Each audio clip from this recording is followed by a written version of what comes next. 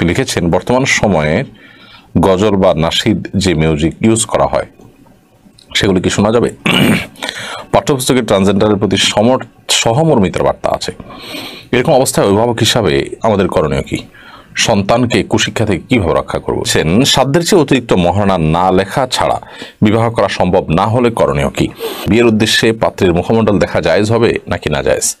বিয়ের উদ্দেশ্যে পাত্রের মুখমণ্ডল দেখা জায়েজ হবে, এটা না জায়েজ হওয়ার কোনো কারণ নেই। তবে মুখমণ্ডল যে আপনি দেখবেন সেটা বিয়ের কথাবার্তা পাকাপাকি হয়েছে, এখন দেখা দেখির মাধ্যমে ফাইনাল হবে, এরকম হলে তখন আপনি দেখবেন।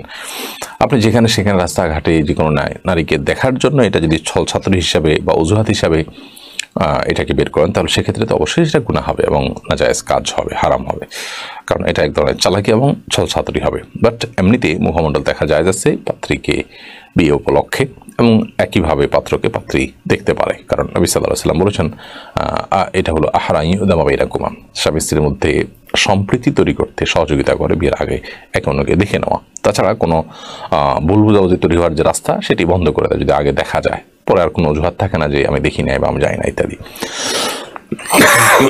দুঃখিত। পরে যাতে কোনো ঝামেলা না হয় সেজন্য নবী সাল্লাল্লাহু আলাইহি ওয়াসাল্লাম বিয়ের আগে নারী পুরুষ একে অন্যকে দেখতে বলেছেন। এখানে দেখা বলতে মুখমণ্ডল সহই দেখার কথা বলা হয়েছে, বিদেশিটি জায়েজ আছে। হাসানুজ্জামান রায়হান আপনি লিখেছেন সাধ্যের চেয়ে অতিরিক্ত মহারণা না লেখা ছাড়া বিবাহ করা সম্ভব না হলে করণীয় কি? দেখুন, যদি সাধ্যের চাইতে অতিরিক্ত মহর লিখতে হয় তাহলে সেক্ষেত্রে সে মহর তো আপনাকে আদায় করতে হবে।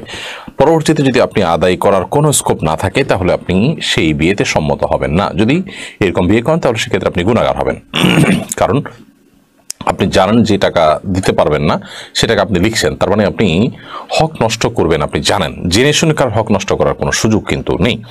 এটা স্ত্রীর অধিকার যখন সেটা চূড়ান্ত হয়ে যাবে। এই জন্য আপনি অবশ্যই সাধ্যের মধ্যে মহারণা লিখবেন। প্রয়োজন অন্যত্র বিয়ে করবেন। সব মেয়ে বা মেয়ের অভিভাবক তো নিশ্চয়ই একরকম নন, বিধায় মহারণা এটা কোনো শুধুমাত্র কথার কথা আপনার বলার মতো কোনো বিষয় বা শুধু লেখার জন্য কোনো বিষয় না, বরং সেটি স্ত্রীর অধিকার, তাকে সেটা আদায় করতে হবে। এরপর একটি আইডি থেকে প্রশ্ন আসছে, আইডিটি সম্ভবত হিন্দি ভাষায় লেখা, আমি পড়তে পারছি না। আপনি লিখেছেন বর্তমান সময়ে গজল বা নাশিদ যে মিউজিক ইউজ করা হয় সেগুলো কি শোনা যাবে?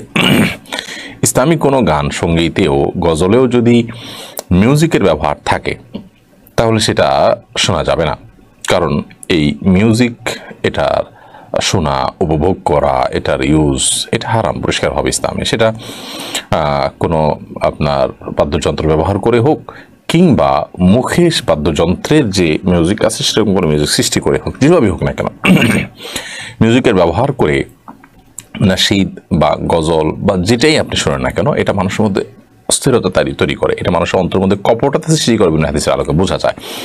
এই জন্য এগুলো ইসলামের নামে হলেও আপনার ব্যাপারটা এরকম হবে যে ভালো খাবারের মধ্যে বিষ মিশানো। তো এই জন্য যে সমস্ত গজল বা ইসলামী নাশিদ ইত্যাদিতে এই ধরনের মিউজিক ব্যবহার করা হয়ে থাকে সেগুলো শোনা জায়েজ নাই, উপভোগ করা জায়েজ নাই। মাহমুদ রহমান আপনি লিখেছেন পাঠ্যপুস্তকের ট্রান্সজেন্ডারের প্রতি সহমর্মিতার বার্তা আছে। এরকম অবস্থায় অভিভাবক হিসাবে আমাদের করণীয় কি?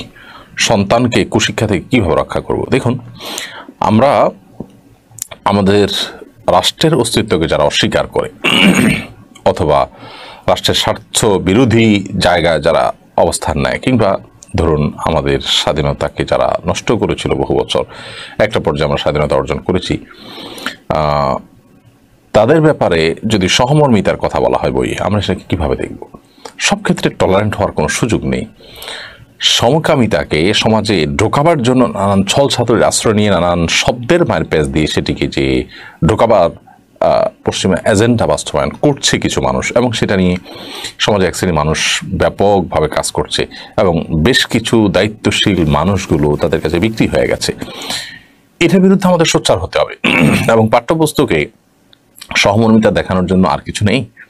আমাদের সমাজে কি পরিমাণ অসহিষ্ণুতা আছে, কি পরিমাণ ন্যায় বিচারের ঘাটতি আছে সমাজের সর্বত্র। আপনি তৃতীয় লিঙ্গের মানুষদের প্রতি সহমর্মিতার কথা বলেন, ঠিক আছে, কিন্তু শরীফের গল্পের নামে যে গল্প বই আছে সেখানে তৃতীয় লিঙ্গের কথা বলা হয়নি, সেটা বলা হয়েছে রূপান্তরকামী নারীর কথা।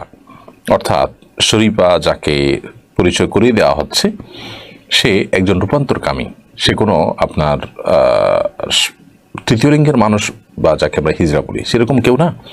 অতএব তারা চালাকি করে বলে যে হিজড়া শুনতে গাড়ির মতো শোনা যায়, সেজন্য আমরা ট্রান্সজেন্ডার বলছি। হিজড়ার অনুবাদ কি ট্রান্সজেন্ডার? হিজড়ার অনুবাদ আমরা তো থার্ড জেন্ডার করতে পারি। তাহলে সেক্ষেত্রে এই শব্দের মাইন্ড প্যাসে মূলত সমকামিতাকে ঢুকানো হচ্ছে। আমরা কিভাবে সমকামিতাটা বিভিন্নভাবে বোঝানোর চেষ্টা করেছি। একজন মানুষ রূপান্তরকামী নারী, তিনি পুরুষ ছিলেন, অবকাঠামো 100% পুরুষের, তিনি বলেন আমি নিজেকে নারী ঘোষণা করি, অফিসিয়ালি তিনি নারী হলেন। তাহলে সেক্ষেত্রে এবার তিনি বিয়ে কাকে করবেন? একজন পুরুষের করবেন। আগে থেকে তিনি পুরুষ আছেন, তাহলে কি হলো? সমকামিতা হলো। সমকামিতা প্রতিষ্ঠিত করবার জন্য এটা একটা চালাকি মাত্র, বিধায় এর বিরুদ্ধে আমাদেরকে সোচ্চার হতে হবে। এবং এখানে সমন্বয়তা দেখানোর কিছু নেই। সন্তানকে সমস্ত কুশিক্ষা থেকে আমাদেরকে রক্ষা করতে হবে, যেভাবেই হোক। আমার সন্তান শিক্ষিত হন না, যদি কুশিক্ষিত হয় তো সে শিক্ষার আমাদের প্রয়োজন নেই। এবং আমাদের ভ্যাটের টাকায়, আমাদের ট্যাক্সের টাকায় বাহিরের এজেন্ডা বাস্তবায়ন করতে গিয়ে কিছু চেয়ারের মানুষ তারা এই ধরনের আজেবাজ জিনিস সন্তানকে দিবে, সেটি কোনোভাবেই গ্রহণ করার মতো নয়। সরকারের বিভিন্ন পদে থাকা মানুষগুলো বিক্রি হতে পারে, কিন্তু গোটা দেশের সমস্ত পদের মানুষগুলো বিক্রি হয়ে গেছে তা আমরা বিশ্বাস করি না। বিধায় এরকম চিহ্নিত কিছু এজেন্ডা বাস্তবায়নকারী দালাল যারা আছে তাদের ব্যাপারে আমাদের সতর্ক থাকতে হবে এবং তাদের ব্যাপারে আমাদের সোচ্চার হতে হবে।